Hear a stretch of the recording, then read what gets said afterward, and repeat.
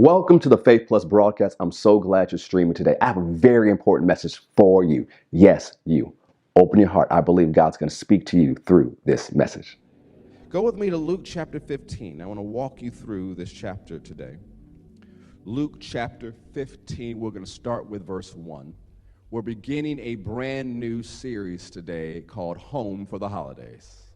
Say Home for the Holidays. And part 1 is called There's No Place Like Home. Say there's no place like home. Come on, Dorothy and Diana Ross say it with more faith than you. Say there's no place like home. Because when you're at home, you act different. Yes, you do. You know you act different. Home is your place. It's your castle. It's your place of safety. There's a different mentality you have when you come home. There's a different expectation of rest you have when you come home. Even if you have your own home that you built, when you go back home where you're from, you still feel at home there. So wait a minute, it's possible to feel at home in more than one place. Right? I can go to my parents' house today and I'll be at home and I will raid that refrigerator. I have my own house. I got my own family. I got my own refrigerator. But when I also go home, I know it's there for me. I can go to my grandparents' house and be at home and probably have a strawberry cake waiting for me too. I'd feel at home there too. There's many people in the family who go to the house and I'd be at home. And so a lot of times we think of home, we can think of one place or maybe one part of time of your past or your history. But I want to pull out to you today that you can be in many places and still feel at home. So maybe home is not just a place, it's also a mentality, an expectation, and a feeling. Say there's no place like home. Luke 15, keep that in your mindset as we look through this entire chapter. I'm going to read it from the New Living Translation. Tax collectors and other notorious sinners often came to listen to Jesus teach. And some people say, well, why are tax collectors part of what they call notorious sinners? Well, in the Jewish mindset, the tax collectors worked for Rome. So they were Jews who worked for Rome, and in the Jewish mindset, they were considered traitors, and they weren't always that scrupulous. They could collect taxes for Rome and some taxes for themselves. And everybody in the Jewish area had to do what they said, and so they were regarded as traitors and as sinners. And nobody wanted anything to do with them. But when Jesus came along, the tax collectors and whoever was regarded as the notorious sinners of the day wanted to be near Jesus. And so I've said this before, and I'll say it again. If sinners don't want to be around you, you're not as much like Jesus as you think you are. Jesus never compromised.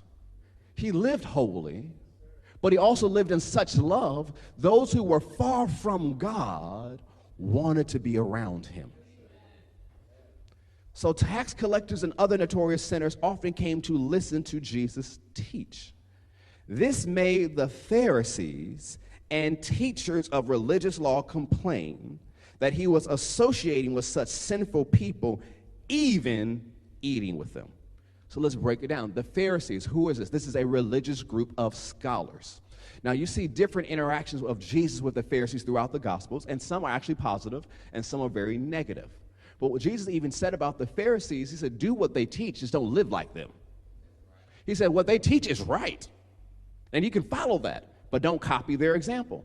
And so they taught according to the law of that day, and majority of times they were accurate in their teaching. So were the scholars and the experts of religious law. But so they know the word, right? They're experts at it. They're scholars at it. And when they see all these sinful people coming to Jesus, and Jesus actually talking with them, and in their mindset, the biggest thing, he sat down and had a meal with them, they were upset, and they would complain to others and to him. So Jesus told them this story. Who is he talking to? The Pharisees, the experts of religious law. When you study the Bible, it's very important that you understand who's doing the speaking and who the audience is. If you really want to study, pull out the most from the text, you need to understand who's doing the speaking and who he's talking to. So in this chapter, he is talking to the Pharisees. He's talking to the experts of religious law, And why is he talking to them? So you have to understand the who, the what, the when, the where, the how, and the why. Why is he talking to them? Because they're complaining that Jesus is talking and teaching sinners. So we know the who, we know the why. So let's listen to the story. So Jesus said, if a man has 100 sheep and one of them gets lost, what will he do?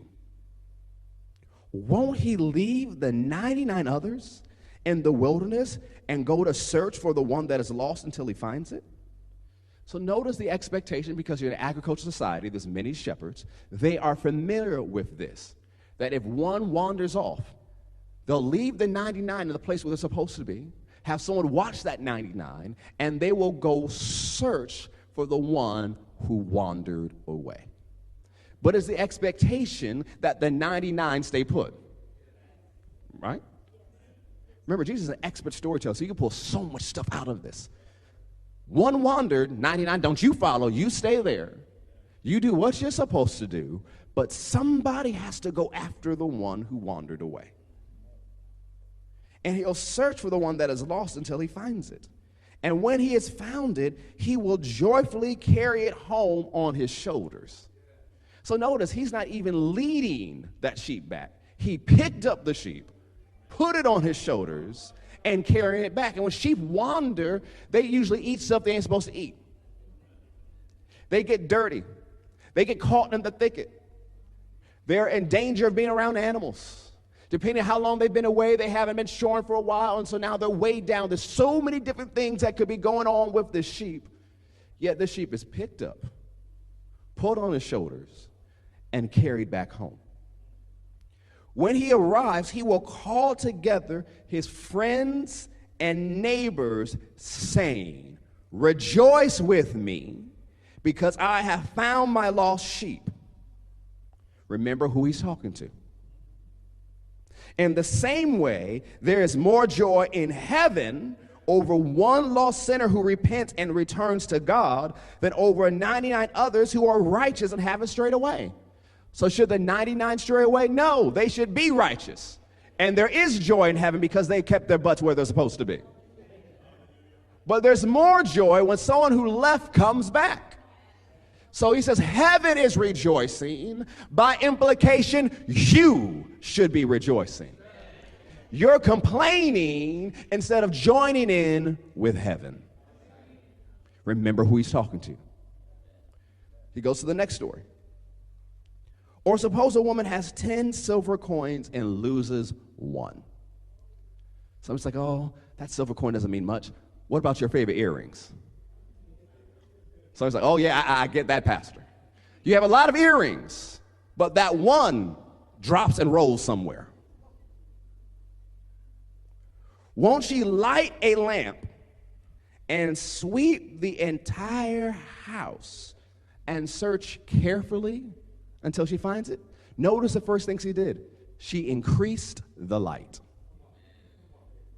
The first thing she did, she increased the light and went on a careful search, sweeping and cleaning as she went until she found that coin. And when she finds it, she will call in her friends and neighbors and say, "Rejoice with me, because I found my lost coin." In the same way, there is joy in the presence of God's angels when even one sinner repents. So he said, instead of complaining, you should be rejoicing. And that word rejoice doesn't mean just be happy. It means to throw a party. It's not a little bit of joy. It's a feasting type celebration. And it says, if a person will rejoice over a sheep, if a person will rejoice over a coin, how much more should we rejoice when somebody who was lost comes home? He says, heaven is rejoicing, so you should be too, experts of religious law. The ones who know the law, the word, more than anybody else, you should be rejoicing with heaven. Verse 11, to illustrate the point further, Jesus told them the story. So he's already made some points, but he's like, I'm not done yet. A man had 2 sons. How many sons? The younger son told his father, I want my share of your estate now before you die. Can you imagine that conversation? So his father agreed to divide his wealth between his, what does it say? Sons, plural. So who got their inheritance? Both of them. The younger one got it, but so did the older one. A few days later, this younger son packed all his belongings and moved to a distant land. Remember, the audience is Jewish people and leaders of the Jewish people. So he moved to a distant land. What does it mean? He moved to go live with the Gentiles. What does Gentile mean? People who do not have a covenant with God. So instead of staying in a place of covenant, instead of staying, get this, in the place of the promised land that God gave him, he said, I'm going to live with the people who have no covenant. Not because God sent him, not because he had a mission, not because he had to go there to handle something and come back. I'm going away from the place of promise. I'm going away from the place of covenant, and I'm going to live my life the way I want among the people who have no covenant with God. And I'm going to live like a person who has no covenant with God. I'm going to live among the pagans, and I'm going to act like a pagan now that I got all this money.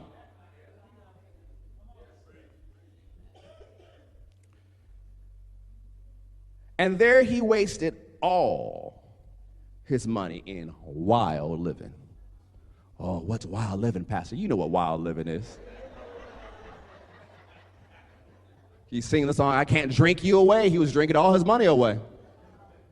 Smoking everything he can get his hands on. Going to every club, buying shots for everybody, popping bottles. VIP experience at every club. Sleeping with whoever who would sleep with him. He is living wildly.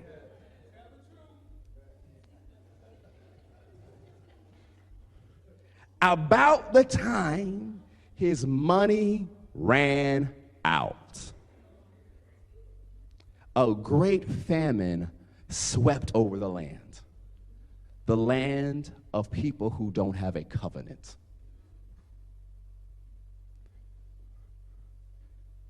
He began to starve. He has nothing and no one, and he's living outside of his covenant. He persuaded a local farmer to hire him, and the man sent him to his fields to feed the pigs. Now some say, well, at least he got a job in a famine, a time of scarcity. Remember the audience. He's not just talking to Jews, he's talking to Jewish leaders. And under the law, pigs are unclean. You're not supposed to touch it, much less eat it. Some of you love your bacon, but they didn't. Bacon was a no-no. So were pig's feet and chitlins.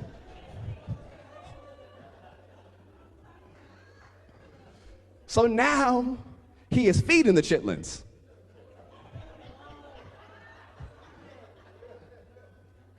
So imagine going from a son of privilege to feeding what was called unclean.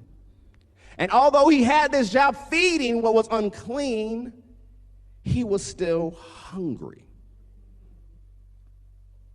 The young man became so hungry that even the pods he was feeding the pigs looked good to him. But no one gave him anything. He wasted all this money with wild living outside of his covenant. Now he's feeding pigs. The pigs are eating better than him, and no one's giving him anything. There's no return coming to him. So it means as wild living, he never sold. He never saved. He was never a blessing. He was just wasting his money. And now there's no return from the principles of seed time and harvest. He's living outside of his covenant, so there's no blessing working on his life. And now he's living even below the Gentiles, because the Gentiles are now employing him. He's working for people who have no covenant. Not like a Joseph who's there and everything transforms and gets better. He's outside of his covenant. No one's giving him anything, and now he's starving. When he finally came to his senses, say, thank God.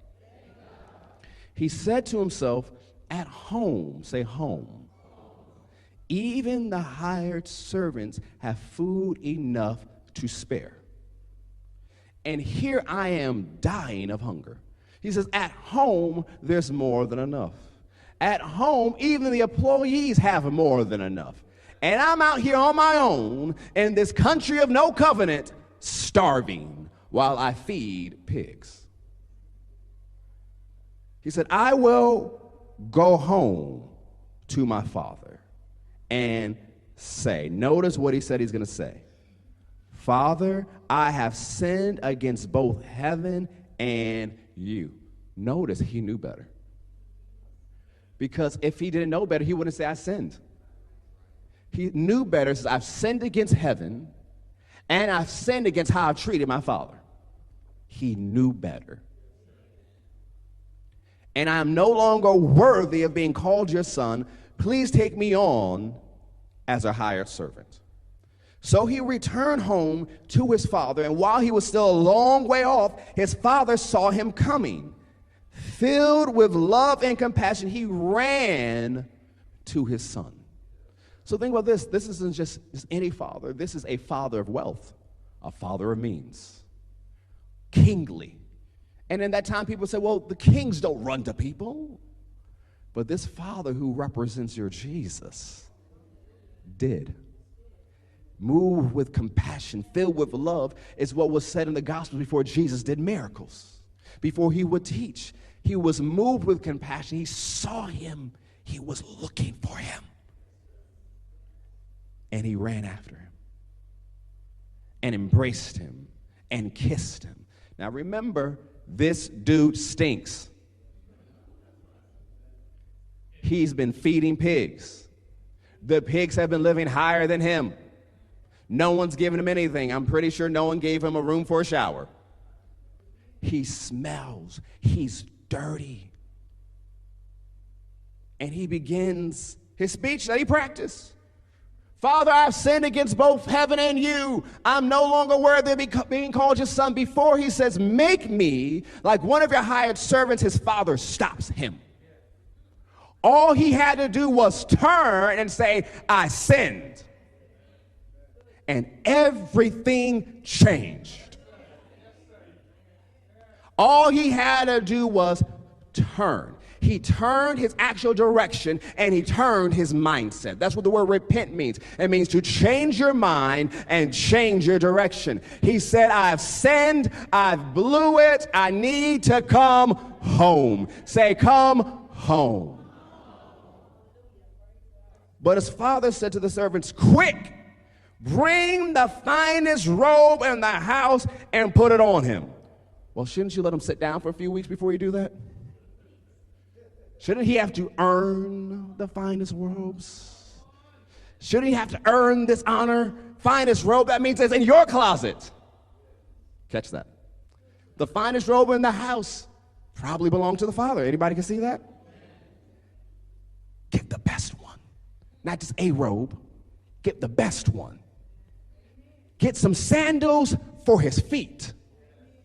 And give him a ring. Now, the ring, as I talked to you a couple of weeks ago, wasn't just any ring. It was a signet ring, which means his wealth was restored. A signet ring, when you would stamp it, means that whatever you buy from now on is backed by me, and I will cover it. He blew everything, but after he turned, everything was given back to him. What did he do to deserve it? Nothing, because he said, I'm not worthy. I don't deserve it. All he did was turned, and now he is clothed in the best, dressed in the best, and his wealth has been restored. But then the father says, kill the fatted calf. Now, to us, we're like, okay, great, steaks, hamburgers, cookout, barbecue, hit the music, let's do a group dance, we got this line dance going on, we're gonna have fun. But the fatted calf in Jewish culture was very important, because after God appeared to Abram in the book of Genesis and Sarah made a meal, if you were a person of means, you always kept a fatted calf just in case God showed up. So you had something appropriate to serve him, something of your best to give to him, just in case you had an encounter like Abraham did. But notice, remember, Jesus is the one telling the story. So the fatted calf that was reserved just in case there's a visitation from God was given to the son who came home. The robe, the ring, the shoes, the fatted calf. And then notice what it says next. We must celebrate with a feast. For this son of mine was dead and has now returned to life. He was lost, but now he is found. So the party began. What does that sound like? Heaven. And so, meanwhile, the older son was in the fields working. When he returned home, he heard music and dancing in the house. So this wasn't like a quiet party, like, oh, we're so glad he's back. There is music. They are turning up. There is dancing. They are eating. They are celebrating. It is loud because he can hear the music as he's coming back from work. And like, what is going on? Because he returned where? Home. And he asked one of the servants what was going on. He says, your brother is back, he was told. And your father has killed the fattened calf. We are celebrating because of his safe return. The older brother was angry and wouldn't go in. Where wouldn't he go in? Home. The older brother wouldn't go into his home. Who is Jesus talking to? The Pharisees, the experts of religious law. Who is the one in the story who has turned? The tax collectors, the sinners. They're the younger brother. They've turned. But now the Pharisees are standing outside of home, refusing to go into the home because of who's in the home. His father came out and begged him. And Jesus, the perfect manifestation of the Father. Notice what he's saying to these Pharisees. He's begging them. But he replied, all these years I've slaved for you. Notice that. All these years I've what? The mindset of the older brother here. I haven't just worked hard. I've slaved for you. Although he was at home, he wasn't living like he was at home. I need you to get this. Although he was living at home, he wasn't living like he was at home. His mentality is, I'm a slave. Although everything is his, he has his inheritance, doesn't he? He's living in a house of provision, a house of wealth. His mindset is not that I have this inheritance